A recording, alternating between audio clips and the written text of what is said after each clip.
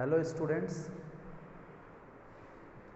देखो आज हम लोग कैलकुलस जो कि मैथमेटिक्स का बहुत महत्वपूर्ण हिस्सा है, उसका जो सबसे इनिशियल टॉपिक है जहाँ से हमें कैलकुलस शुरू करना चाहिए, और वह है relations and functions.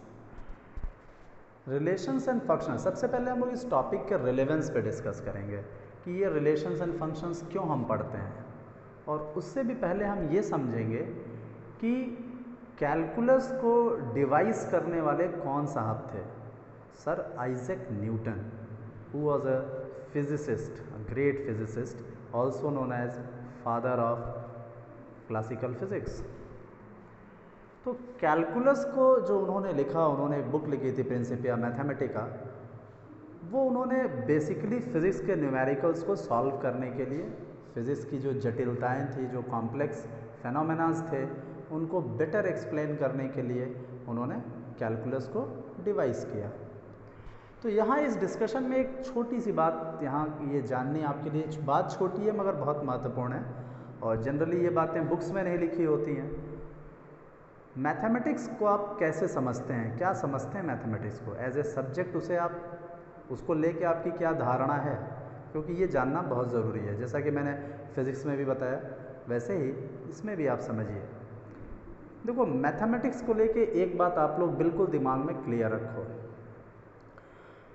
Mathematics is an effective and precise language which is used for expressing or representing any physical situation or any physical circumstances। तो मैथमेटिक्स एक लैंग्वेज है, ये बात ध्यान से समझिए, जिसमें हम नंबर्स का प्रयोग करते हैं। कुछ साइंस होते हैं, addition, subtraction, multiplication, equality, inequalities, इन साइन के प्रयोग करके हम जो भी स्टेटमेंट्स लिखते हैं वो फिज़िकल सिचुएशंस को बहुत अच्छी तरह रिप्रेजेंट करते हैं विद अटमोस्ट प्रिसाइजन। तो इस बात को पहले आप बैठा लीजिए दिमाग में कि आप एक ऐसी लैंग्वेज पढ़ने जा रहे हैं जो आपको किसी भी सिचुएशन को आप उस लैंग्वेज में इफ़ेक्टिवली रिप्रेजेंट कर सकते हैं, मैनिपुलेट कर सकते हैं, एनालाइज कर सकते हैं, और जो आपकी प्रॉब्लम्स होंगी उनको सॉल्व करके आप उनका आंसर निकाल सकते हैं। तो इसलिए ये एक बहुत ही इम्पॉर्टेंट टूल है और लैंग्वेज है। ये दो बात दिमाग में रखते हुए जब आप मैथमेटिक्स पढ़ेंगे तो आप ज़्यादा बेहतर समझेंगे, आप ज़्यादा एनकरेज्ड होंगे इसको समझने के लिए।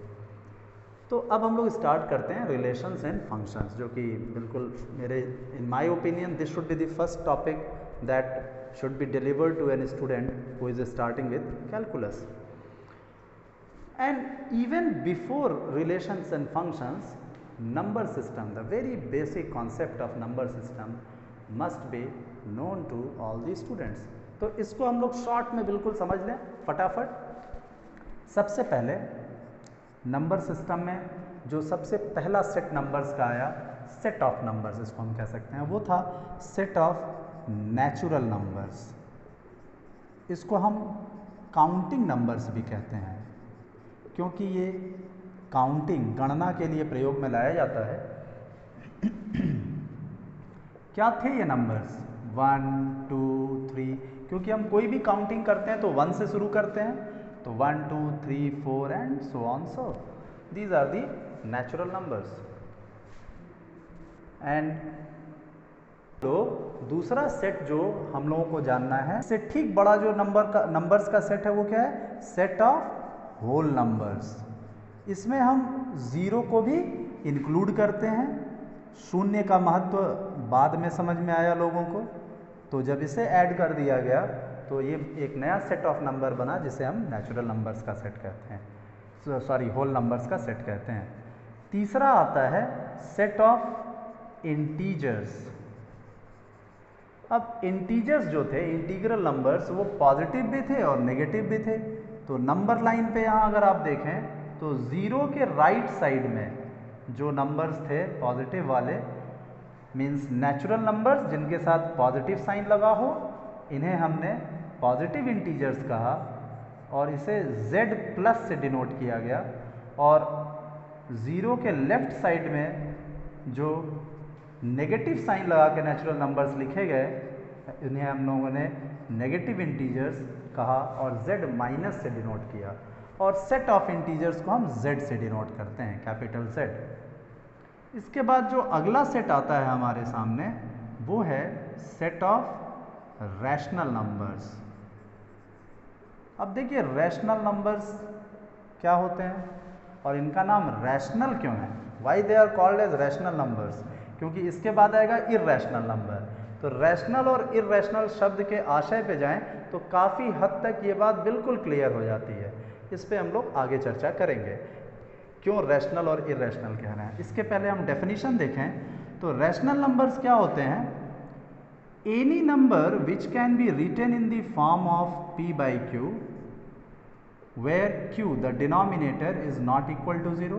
ये एक बहुत रेलेवेंट बात है कि ऐसा हम क्यों कहते हैं, इसको भी हम समझेंगे। हम कुछ भी समझे बिना आगे नहीं बढ़ेंगे। कोई भी एक बेसिक बात सामने आएगी तो उसको हम छोड़ेंगे नहीं, उसको हम डिस्कस करके ही आगे बढ़ेंगे। थोड़ा टाइम लगेगा मगर हमें ठीक से समझना है। And P Q both belongs to what, z। p और q दोनों इंटीजर्स होंगे और को प्राइम इंटीजर्स होंगे, तो बेटर होगा कि हम इसे लिखें p एंड q आर को प्राइम इंटीजर्स। को प्राइम इंटीजर्स मतलब वह इंटीजर्स जिनमें कोई कॉमन फैक्टर ना हो, ये एक दूसरे को डिवाइड ना करते हो, तो इसे हम रैशनल नंबर कहते हैं। इसके बाद हम आते हैं, अच्छा before going to irrational number we must discuss here why q is not equal to 0। अब जैसे अगर हम लिख के देखें एक नंबर 2 डिवाइडेड बाई 0 और simply 1 divided by 0, no what does it mean. When we say 1 divided by 0 it means कोई एक वस्तु है, जैसे ये मार्कर है, ये एक मार्कर है 1 कंप्लीट यूनिट।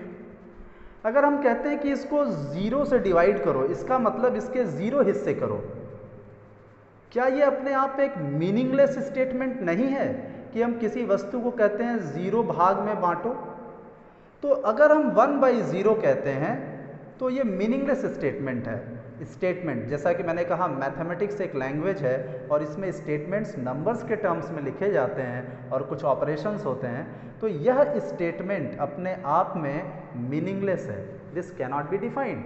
उसी तरह कोई 2 यूनिट्स 2 मार्कर लेके कहें कि 0 पार्ट्स में बांटो, again it is meaningless. So any number divided by 0 is meaningless, that's why we need to put this condition q not equal to 0। अब इसके बाद ये बात आई थिंक क्लियर हो गई होगी सभी लोगों को। अगला जो नंबर हमारे सामने आता है वो 5वां नंबर सेट ऑफ नंबर्स है, वो है सेट ऑफ इर्रैशनल नंबर्स। अब ये इर्रैशनल क्यों है, क्योंकि ये वो नंबर्स हैं जो एग्जिस्ट तो करते हैं मगर इसमें कोई रैशनैलिटी नहीं है, यानी कि कोई भी नंबर जिसका डेसिमल एक्सपेंशन नॉन रिपीटिंग हो और नॉन टर्मिनेटिंग हो। ये तो डेसिमल एक्सपेंशन की बात हुई। दूसरा तरीका रैशनल नंबर को एक्सप्लेन करने का ये है, जैसे हमने कहा √5। अब देखिए ये एक इर्रैशनल नंबर है, इस एग्जांपल से आप अच्छे से समझ जाएंगे। अंडर रूट के अंदर, स्क्वायर रूट के अंदर जो नंबर है, ये नंबर एक परफेक्ट स्क्वायर नहीं है। This is not a perfect square. जो नंबर परफेक्ट स्क्वायर न हो उसका स्क्वायर रूट क्या निकाला जा सकता है? Isn't it an irrational thought in itself. जो परफेक्ट स्क्वायर नहीं है, ऐसे ही आप लिखिए क्यूब रूट ऑफ 9। अब देखिए 9 परफेक्ट क्यूब नहीं है, तो इसका क्यूब रूट जब आप निकालेंगे तो इजंट इट इर्रैशनल। तो इस तरह के जो भी नंबर्स होते हैं, अगर अभी आप यहाँ लिखें √4 तो दिस इज क्वाइट रैशनल, ये रैशनल नंबर का एग्जाम्पल होगा। क्यों? क्योंकि ये परफेक्ट स्क्वायर है और इसका स्क्वायर रूट निकालेंगे तो आपको 2 मिलेगा। ठीक है, तो इर्रेशनल नंबर पे ये बात हुई। अब अगर डेसिमल एक्सपेंशन के टर्म्स में हम देखें तो हम ये कह सकते हैं कि वह सारे नंबर्स जिनका डेसिमल एक्सपेंशन नॉन टर्मिनेटिंग और नॉन रिपीटिंग हो। ये डेसिमल एक्सपेंशन आई थिंक सभी लोगों को समझ में आता होगा। जैसे हम एक नंबर लिखते हैं 25.21015011716 लिखते चले जाएं, कुछ भी जो मन में आता है लिखते जाइए, इर्रेशनली आप कुछ भी लिखते जाइए, कोई रैशनल आइडिया नहीं है। और ये डॉट डॉट यानी ये कभी भी ख़त्म नहीं होगा, ये कभी भी टर्मिनेट नहीं होगा। टर्मिनेट होना माने ख़त्म हो जाना। ये डिजिट्स आप लिखते चले जाइए, कभी एंड नहीं करेगा। और एक फिक्स्ड पैटर्न पे ये रिपीट भी नहीं कर रहा है, तो कोई रिपीटिशन नहीं है। फिक्स्ड पैटर्न पे रिपीटिशन नहीं है, तो ना तो ये रेकरिंग है, रिपीटिंग है, ना तो ये टर्मिनेटिंग है। तो ये बिल्कुल इर्रेशनल टाइप के नंबर्स हैं। ऐसे नंबर्स को हम इर्रेशनल नंबर कहते हैं। और रैशनल नंबर्स का जो डेसिमल एक्सपेंशन होता है, या तो वो टर्मिनेटिंग होता है, वो ख़त्म हो जाएगा जाकर। जैसे कि एग्जाम्पल के तौर पे आप लीजिए 5/2 अगर आप लिखते हैं तो 5/2 का डेसिमल एक्सपेंशन क्या होगा 2.5। टर्मिनेट कर गया, आगे कुछ भी नहीं अब है, तो this is terminating decimal, this is an example of rational number. लेकिन अगर आप लिखते हैं अभी 1/3 तो अब इसको क्या होगा 0.333 डॉट डॉट डॉट। ये नॉन टर्मिनेटिंग है, ख़त्म तो नहीं हो रहा है मगर रिपीटिंग है, तो ये भी एक रैशनल पैटर्न फॉलो करता है। तो डेसिमल एक्सपेंशन के बेसिस पे हम कह सकते हैं कि जिन नंबर्स का डेसिमल एक्सपेंशन टर्मिनेटिंग हो या नॉन टर्मिनेटिंग रिपीटिंग हो, वो सारे नंबर्स रैशनल होंगे, और जिन नंबर्स का डेसिमल एक्सपेंशन नॉन टर्मिनेटिंग और नॉन रिपीटिंग होगा, वो सारे नंबर्स इर्रेशनल होंगे। आज इस वीडियो में अभी हम यहीं पे ख़त्म करेंगे इसको।